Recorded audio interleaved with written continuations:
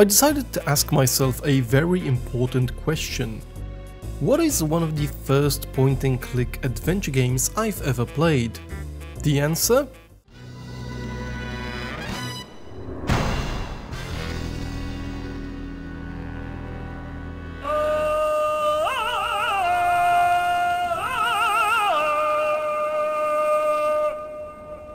Oh yeah, the Ace Ventura game. The Ace Ventura game is based off the animated series of the same name, which was based off the Ace Ventura movie starring Jim Carrey, which starred a pet detective. This game was made by Seventh Level, who made a bunch of Windows 95 games. It was also directed by the same people who directed the animated series, and Michael Dangerfield-Hall, who voiced Ace in the cartoon, returns as the voice actor for our hero. So, let's get to reviewing. Alrighty then.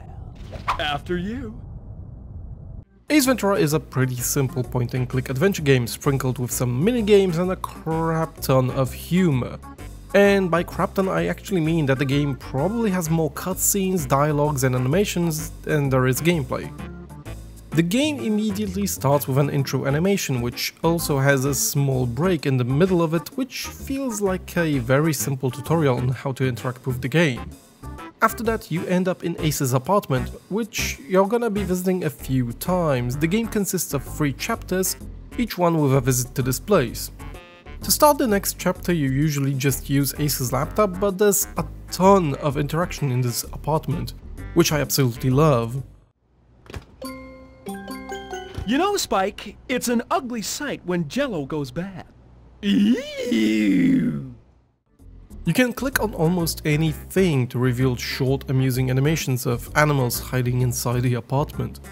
This part also showcases one of the things that I haven't really noticed about Ace until replaying it. This game has actually very little gameplay in the sense of classic point-and-click adventure games that are focused around solving item puzzles and talking to NPCs. There are items in the game that are only there to play an amusing animation. And don't get me wrong, I like this, as a lot of things have their own unique interactions, ranging from picking up items to even an action of entering a room having its own cutscene. The humor in this game ranges wildly, from puns, Nothing Ventura'd, nothing gained, to pop culture references, Here's Johnny. absurdity, adult lines that I would never picked up as a kid, That's not something we typically see hiding behind a bed. to fart and poop jokes. Woo! Do not, and I mean not, in the worst possible way, go in there. Never, ever, ever, ever! Also, butt yodeling. Oh, diarrhea!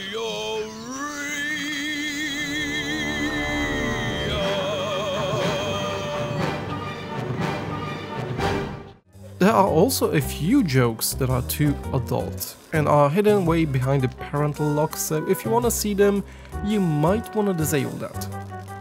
Dialogues in the game are for the most part mandatory and one time only, meaning you cannot talk to a person about the same thing a second time. There are dialogue choices, but for the most part it's just 1 or 2 choices. The puzzles themselves are fairly easy, be it item puzzles or minigame puzzles. Item puzzles are no-brainers as the game never really fills up your inventory with a lot of items to combine with other things, so there's little room for error. And if you look at everything, there's a lot of hints on how to solve puzzles. Except the final one, in the server room. Fuck that thing. It's evil. While one of the first puzzles is a simple sliding puzzle and you complete it like this, To Volcania.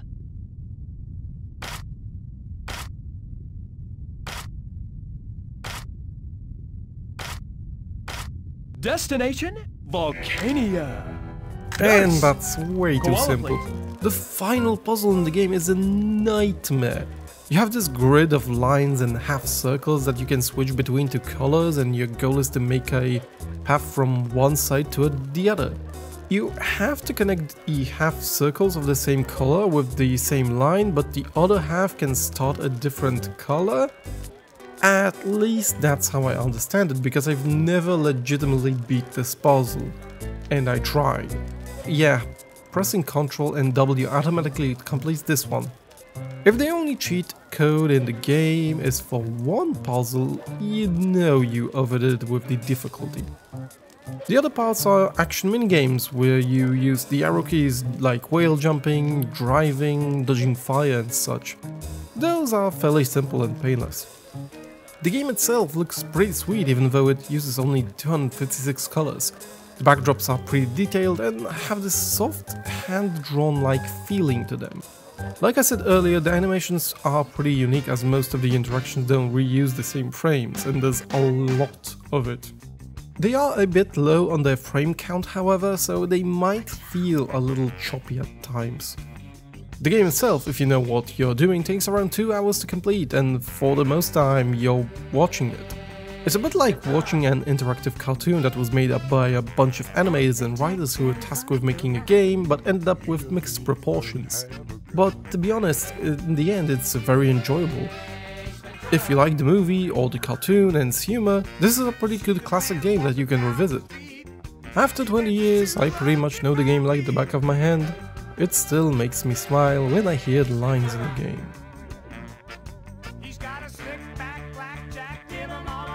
My name has been TRG, and if you enjoyed this video, why not subscribe, like and do all those cool things. I do retro reviews from time to time. I also review and play indie games, so if you're into that, I'll see you in the next video. See ya! He'll make you wanna scream, he'll make you wanna shout. You know he's gonna get you if you don't watch out.